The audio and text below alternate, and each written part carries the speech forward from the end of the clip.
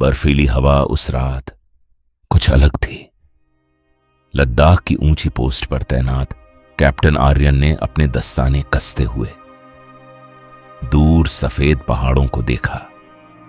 तापमान -25 से नीचे जा चुका था।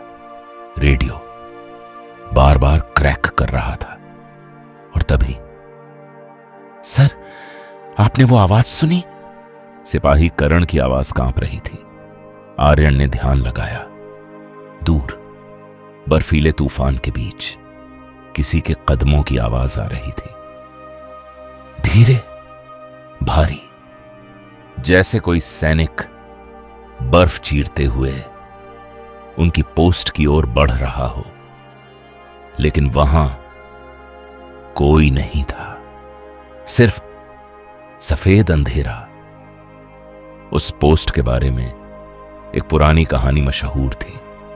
कहते थे, रात के तीसरे पहर जब बर्फीला तूफान उठता है तो एक सैनिक सीमा पर गश्त करने निकलता है।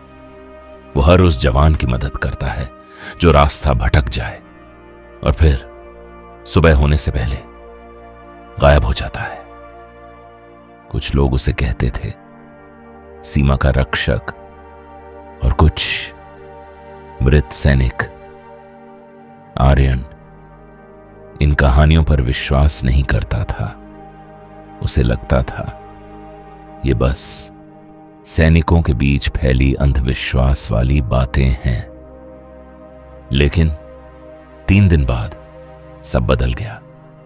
उस रात गश्त के दौरान अचानक मौसम बिगड़ गया। तूफान इतना भयानक था कि सामने खड़ा इंसान भी दिखाई नहीं दे रहा था। टीम बिखर गई, रेडियो बंद, जीपीएस बंद और आर्यन अकेला रह गया। चारों तरफ सिर्फ सफेद मौत थी। हवा ऐसे चीख रही थी जैसे पहाड़ खुद रो रहे हों। आर्यन ने चलने की कोशिश की, लेकिन पैर बर्फ में धंसते जा रहे थे। धीरे धीरे उसका शरीर सुन्न होने लगा। उसे समझ आ गया, अगर अगले 10 मिनट में रास्ता नहीं मिला तो वो यहीं मर जाएगा। तभी उसे दूर एक आकृति दिखाई दी। एक सैनिक पुरानी वर्दी पहने हुए, हाथ में बंदूक, चेहरा धुंधला, लेकिन उसकी आंखें अजीब तरह से शांत थीं। मेरे पीछे आओ। उस सैनिक की आवाज भारी थी। आर्यन कुछ पूछ पाता उससे पहले ही वो आगे बढ़ने लगा। और अजीब बात यह थी, जहां जहां वो सैनिक कदम रखता वहां बर्फ जमना बंद हो जाती, जैसे रास्ता खुद बन रहा हो।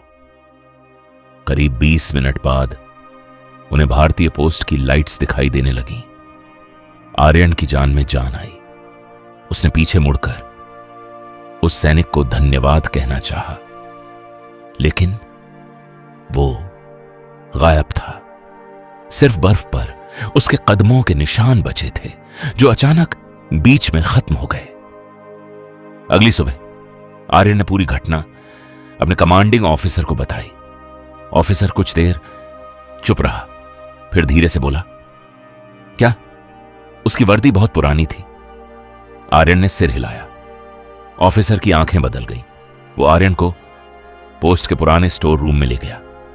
वहां धूल से ढकी एक तस्वीर टंगी थी। 1962 भारत चीन युद्ध। तस्वीर में खड़े सैनिकों के बीच वही चेहरा था, वही आंखें। सूबेदार वीर प्रताप, ऑफिसर बोला। वो इस पोस्ट को बचाते हुए मारा गया था। कहते हैं आखिरी सांस तक उसने अपनी जगह नहीं छोड़ी। आर्यन तस्वीर को घूरता रह गया। उसके शरीर में सिहरन दौड़ गई, लेकिन कहानी यहीं खत्म नहीं हुई। उस रात आर्यन को नींद नहीं आई। बार बार उसे वही सैनिक याद आ रहा था।